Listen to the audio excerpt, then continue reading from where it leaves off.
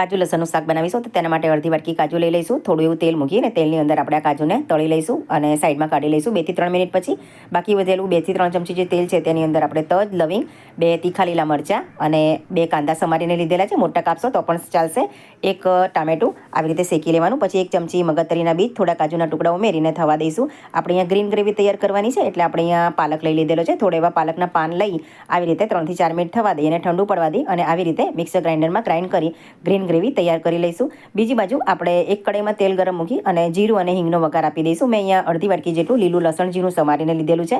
તો તેલ આવી જાય એટલે લીલું લસણ ઉમેરી અને 1 થી 2 મિનિટ થવા દઈ ગ્રીન ગ્રેવી પણ અંદર એડ કરી દઈશું. ગ્રેવીને આપણે 3 થી 4 મિનિટ થવા દઈશું અને પછી અંદર આપણે મીઠું અને ગરમ મસાલો ઉમેરી દઈશું. ગરમ મસાલો અને મીઠું ઉમેર્યા પછી આપણે જે તળેલા કાજુ છે તે આવી રીતે અંદર ઉમેરી દઈશું અને 2 થી 3 મિનિટ થઈ જાય પછી કોથમીર ઉમેરીશું. તો એકદમ સરસ મજાનું લીલા લસણ અને કાજુનું શાક તૈયાર છે. ઘરે એકવાર જરૂરથી ટ્રાય કરશો. થેન્ક્સ.